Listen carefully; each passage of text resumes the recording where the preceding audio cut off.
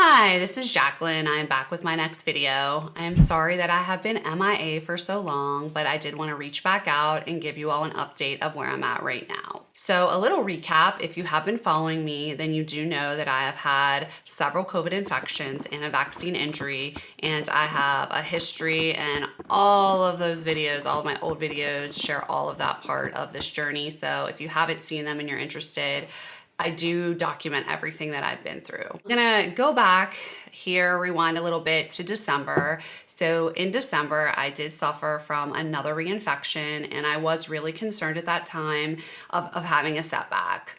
I had had a prior infection last June, and I did get a setback from that infection. So of course I was extremely concerned when I got reinfected. At that time, I did a ton of therapies and treatments, which I do document in my last video. So if you want to check that out, it documents everything I did for that acute infection.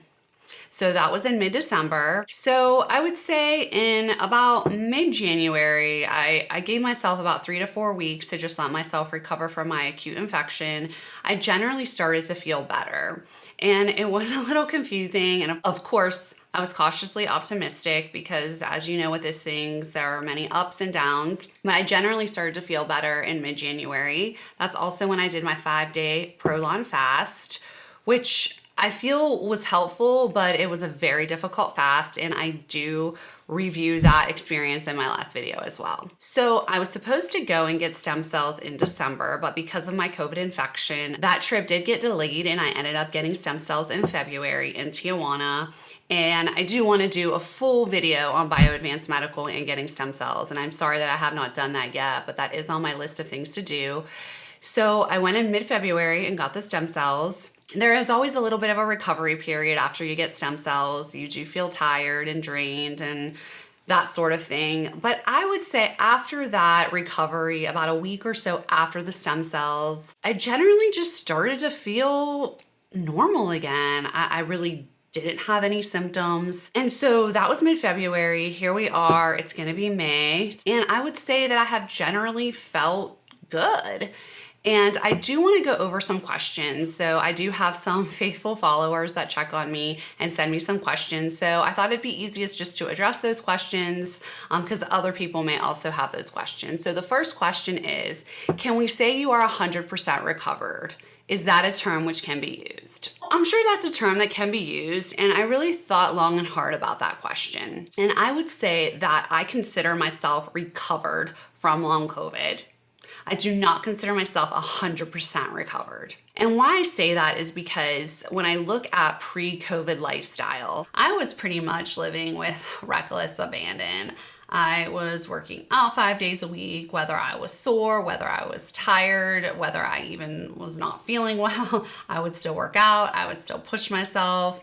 I was drinking, not daily, but, I would have my bottle of wine on a Saturday night. I could wake up the next day and I could still go work out. So I'm definitely not living that same type of lifestyle. So that's where I would say that I am not 100%, but that I am recovered from long COVID. I no longer have long COVID symptoms, but my lifestyle is a bit modified. Again, I was working out 5 days a week before. Now I'm working out 4 days a week. If I'm tired, if I'm sore, I will modify my workouts.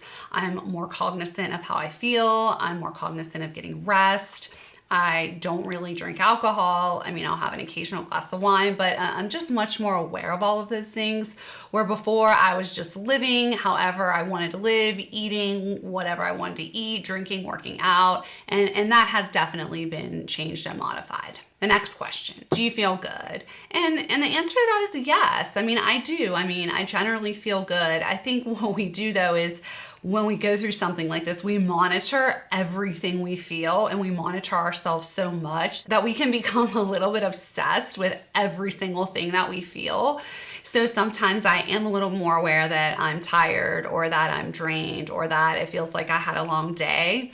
I do also have a lot on my plate though. I work full time. I'm working out 4 days a week. I have kids and I'm also in school right now getting my doctorate. So it is a lot on me, and I think it is normal to feel tired and drained at times, but I'm definitely more aware of that. Next question, any relapses? My answer to that is no. But I do want to say that there are times when I have that thought that comes in my mind that I start to wonder, is this going to turn into a relapse? If I push myself too hard, if I don't get adequate rest, if I'm just doing too much, I do start to fear that I'm going to relapse. And sometimes I will feel really tired and I'll be like, oh no, is this a relapse? But it never turns into anything. I'm usually able to quote, recover or feel good the next day. So no, I would say that I am not experiencing any relapses. Are your energy levels good most of the time?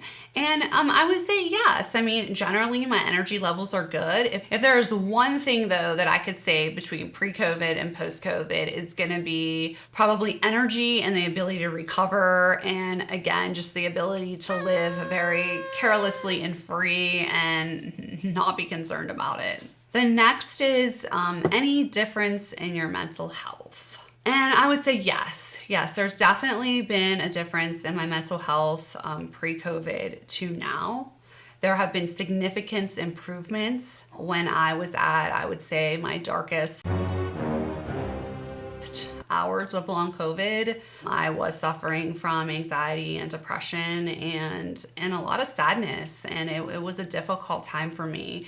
So in that regard, I have improved significantly. But when I look at my actual mental state before COVID and right now, there has definitely been a change. And I think part of that is to be expected. I have been through trauma, and just like all of you, if you're watching and experiencing long COVID, you have been through trauma. And so I think we do view things differently. I do still see a therapist when I'm starting to have different feelings, because there will be feelings that will come up. There will be feelings of anger, fear, resentment.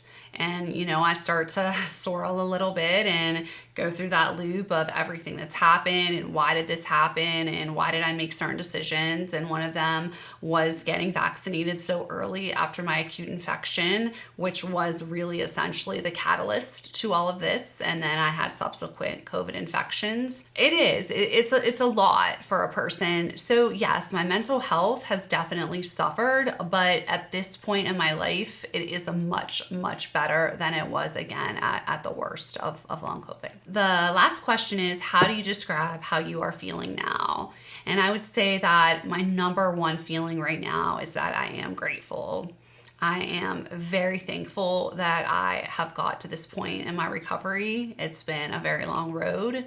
There were definitely times when I did not think that I would recover, that I did not think that I would physically be able to handle the intensity of the workouts that I'm doing now. So I am very, very grateful for that.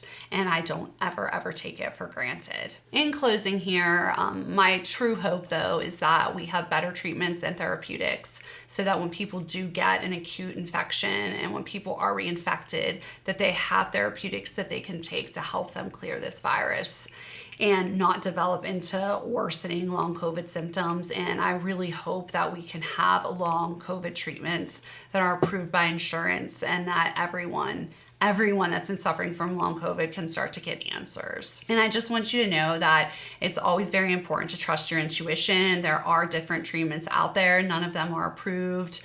But just trust your intuition and follow what you feel will be the right treatment and let that guide you. So I also want to come back here, and I know I've said this a few times, but I do want to come back here and go over BioAdvanced Medical. Stem cells have been an integral part of my recovery, and I do want to go through the process of going to BioAdvanced in Tijuana. That is where I have been going and getting my stem cell treatments. So I will come back with that and give more details if anyone's interested in going. And again, thank you if you've been following my journey, and I truly hope that everyone can stay well and be safe, and peace. Mommy, you need money? Here you go. Make sure